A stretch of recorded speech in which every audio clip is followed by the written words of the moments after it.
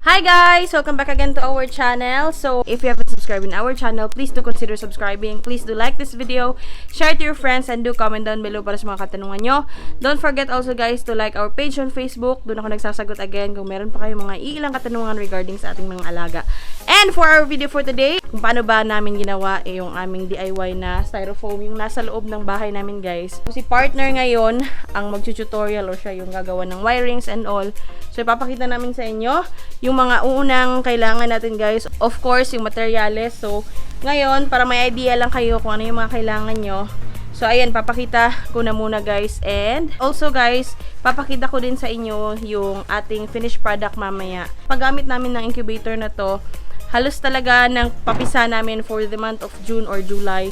Or even nung nakaraan pa, is halos sa incubator na nung maliit. For the meantime, eto na muna yung mga ilang materials na kailangan natin sa ating paggawa ng ating DIY na incubator. So, eto siya guys, yung ating mga materyales. And ayan, eto. So, iisa-isahin natin yan ngayon.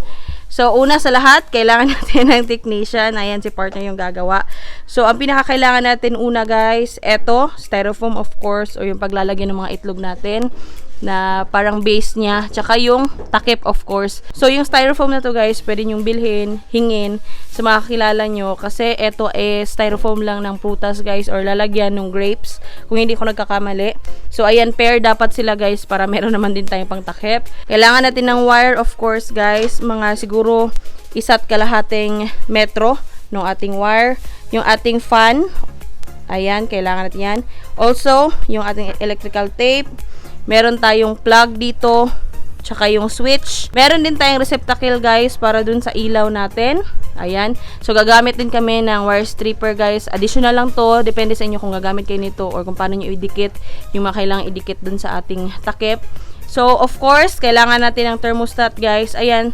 Pwede nyo itong mabili sa mga any shops kung available sa inyo or online. Ayan, pwede nyo itong bilhin. And nga pala, also, yung fan natin, pwede nyo ring bilhin. Ito, through online. And, meron din tayong bulb, of course. Ayan. 7 watts lang, guys. And, nga pala, bago ko makalimutan, make sure guys na nasa 220 volts yung mga kagamitan na gagamitin natin. Kasi kung hindi, may chance na puputok yan guys kapag plinag natin dun sa ating live. So, kailangan, dapat make sure guys na 220 yung ating mga kagamitan. Maging yung bulb guys ha, make sure na 220 rin yun. So, ayan, so far, ito yung mga kailangan. So, aside dito guys, of course, yung mga tools na kailangan natin, meron na dyan, may screw na, and all kung ano yung mga kailangan natin para gupit, mag-forma doon sa ating takip ng ating incubator. So, ayan guys, sisimulan na natin. For the meantime guys, ito time-lapse ko na muna yung ginagawa namin. Balik kami mamaya.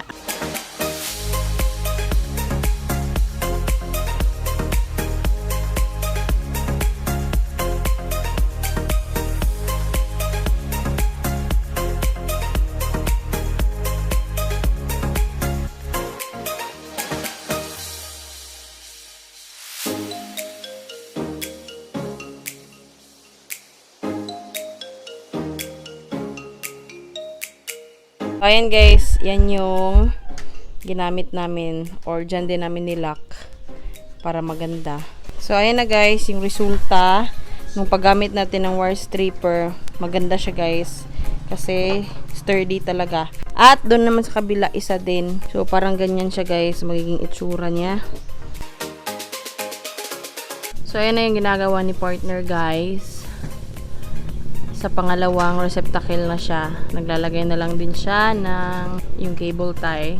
Ayan yung sa likod pala guys, oh. Ayan. So, mas clean din siya. Ayan po.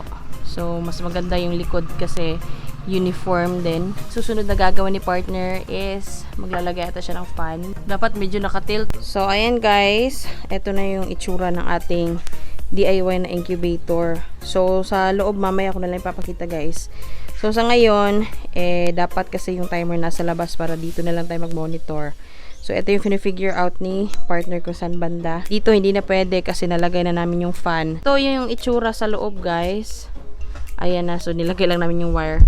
So, ayan na guys. So, meron na tayong sa receptacle para sa ilaw natin. At yung fan natin, guys. Ayan. Nakalaga na. Sinubukan na rin namin yan guys. Yung sa fan banda guys, nga pala masabi ko lang, nilagyan namin ng ganito. Kasi in case na pumunta yung sisiw doon, hindi siya mapasok sa loob ng ating fan. So mamamatay. So kaya nilagyan ko kanina nung ito, pangharang para hindi makapasok yung sisiw. So ayan guys, binubutasan ni partner para sensor. So yung sensor guys, napakalaki nung papel niyan kasi yan yung magdidikta doon sa ating thermostat kung kulang ba sa init, so gagana. Tapos kapag sobra naman is siya yung magdidikta na pwede nang i-stop yung pailaw. Yung aming fan is always siya na naka-on.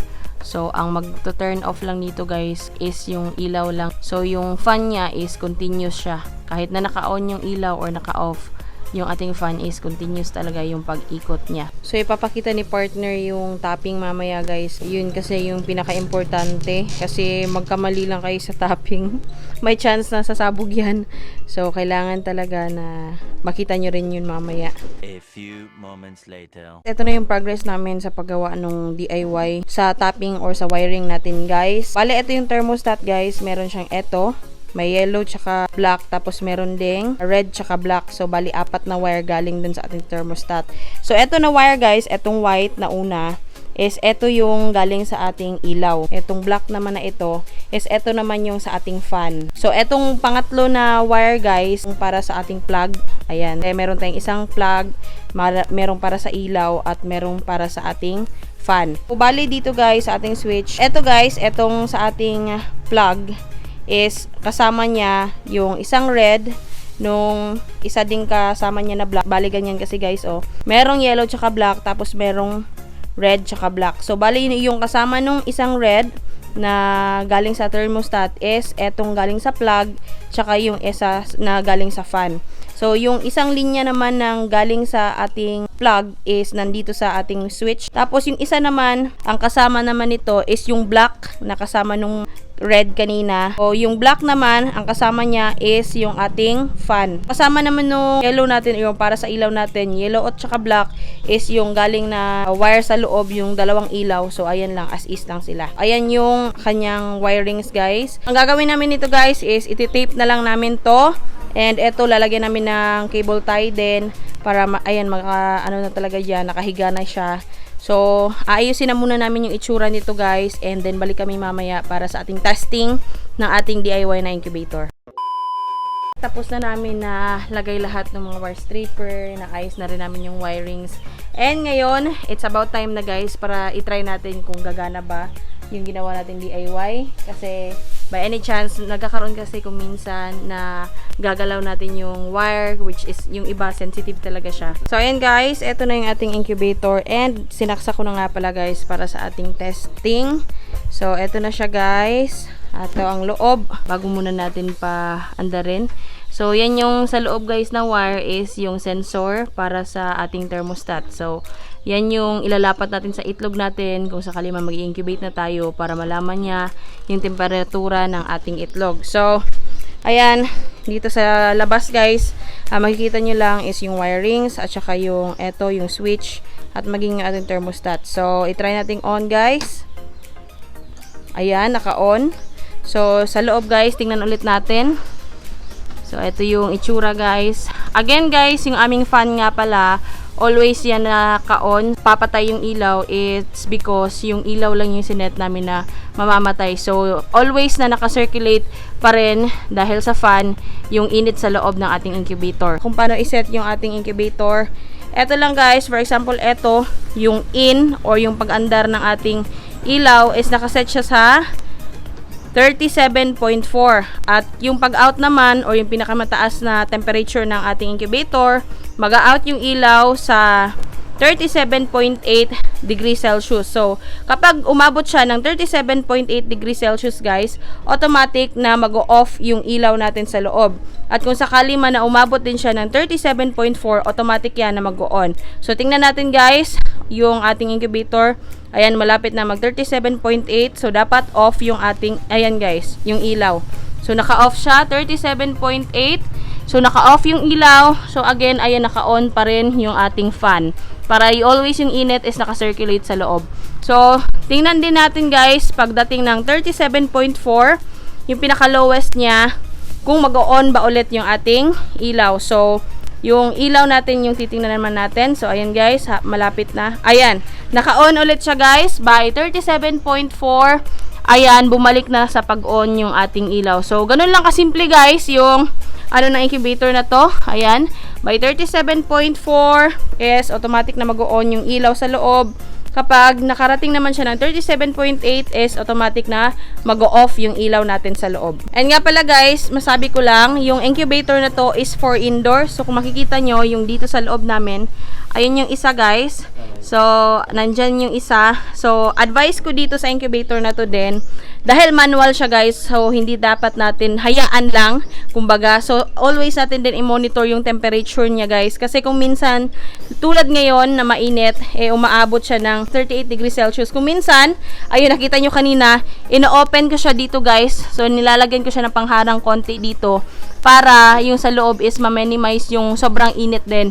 So, kung minsan naman na medyo maginaw din talaga guys, na umaabot sa point na nag-37 degrees Celsius na lang siya. So, mas mainam na takpan konti. Pwede kasi itong incubator na to, walang tubig. So, actually, proven na yan ng mga ilan din ng mga kilala namin na kahit walang tubig is okay.